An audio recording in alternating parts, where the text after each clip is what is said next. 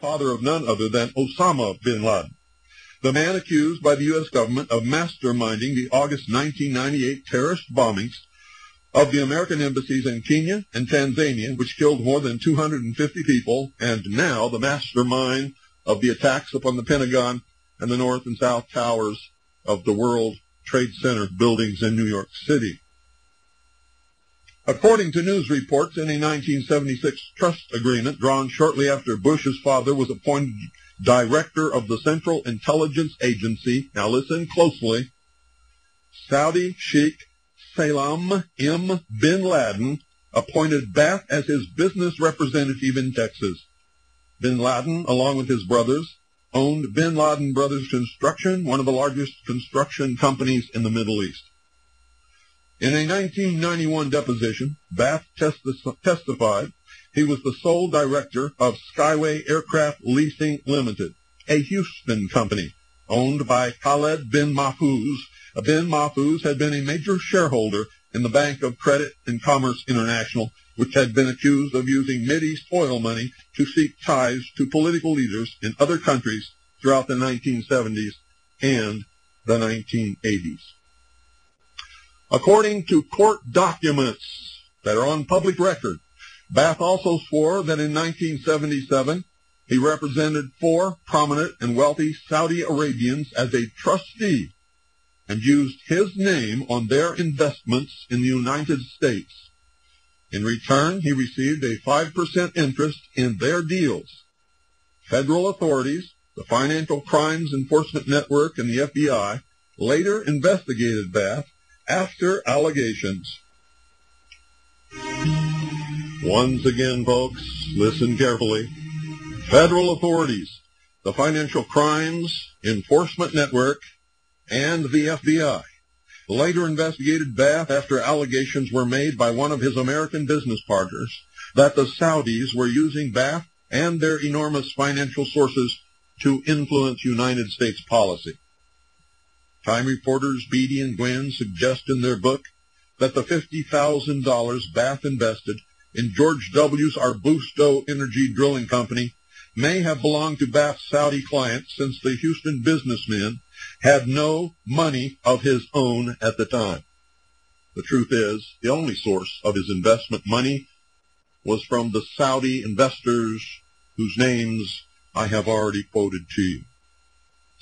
Ironically, the money used to underwrite the first business venture of a possible future president of the United States may have been derived, at least in part, from the family fortune of Saudi terrorist Osama bin Laden.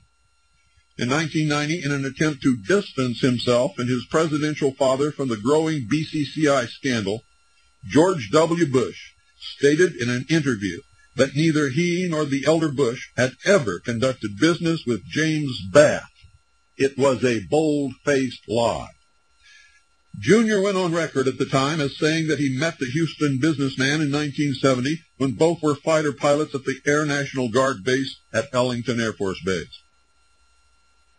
President Bush, quote, knows Bath the way he knows thousands of people, end quote, his son told the press. And the two men could not be considered good friends. Another bold-faced lie. Quote, I've never done business with him, and I know the president hasn't either, end quote. Another bold-faced lie.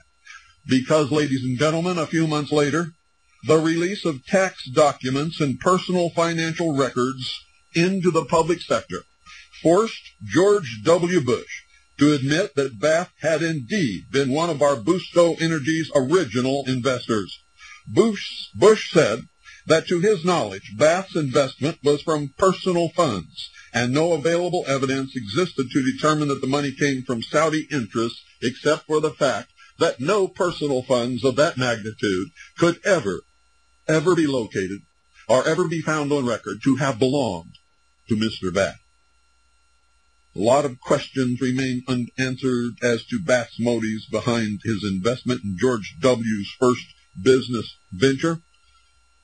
But in light of the record of George W.'s father, George Herbert Walker Bush, his involvement with the recruiting and training of Osama bin Laden, his friendship with the bin Laden family and many other wealthy and well-placed Saudi Arabians in the Middle East, his deep involvement in the oil industry, both in the United States and in the Middle East, and his involvement with the Central Intelligence Agency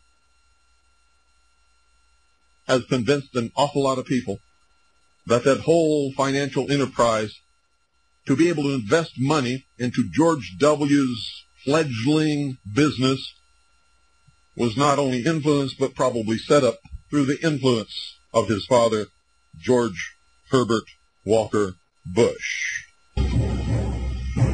Phones are open, 520-333-4578. Taking your calls. 520-333-4578 is the number.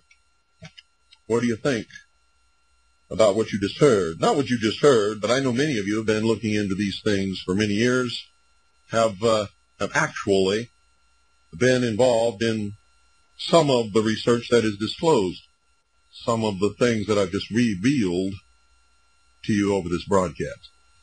You've also heard some of it over other broadcasts, on videotapes, on special television reports, on such things as the Freedom of Speech Network. Good evening. You're on the air. Yeah, Bill? Yeah. I'll tell you what, I'm not surprised. I kept telling everybody where I worked at during the election that Bush was hooked up in that BCCI. Oh, absolutely. His father was. George. Oh, yeah, they filed bankruptcy down there. Them guys are in that stuff. And I'll tell you what, I'd like to have a copy of that information you just put out. How can I get it and what I got to do to get it? Go order the book. It's called Fortunate Son by J.H. Hatfield. Let me write this down. I'm excited about it. It's a biography of George W. Bush, and it is full of facts. There's only one part of this book that I'm going to caution you against, and that's the part at the end where he uses anonymous sources whom he does not name, so that you cannot check on any of it, to claim that Bush was a habitual cocaine user.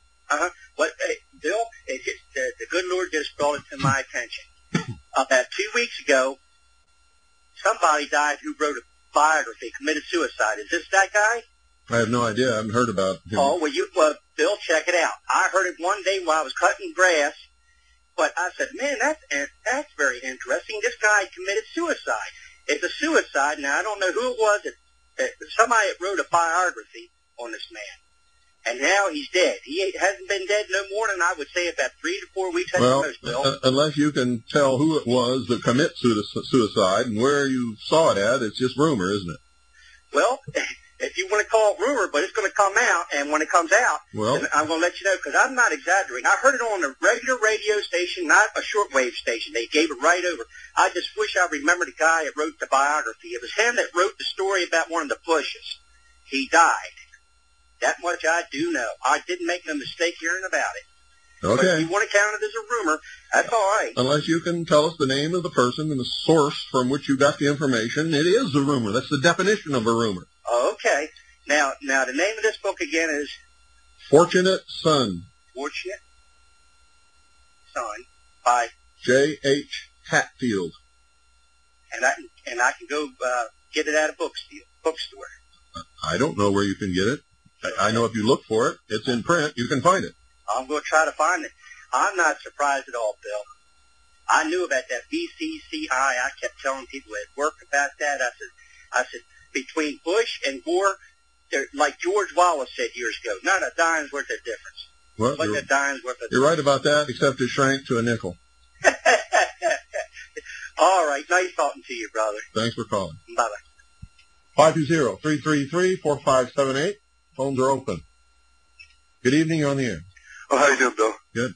Yeah, as an addendum to your research, I think what is interesting is that why Bush is so close to Putin is that his great-grandfather, George Herbert Walker, was one of the people that helped finance the Bolsheviks through the corporation, the American International Corporation, which I think is an interesting footnote. But I just want to thank you for your great research on this particular problem. I think, we hear in the media on CNN, on the Communist News Networks and NBC and some of these other,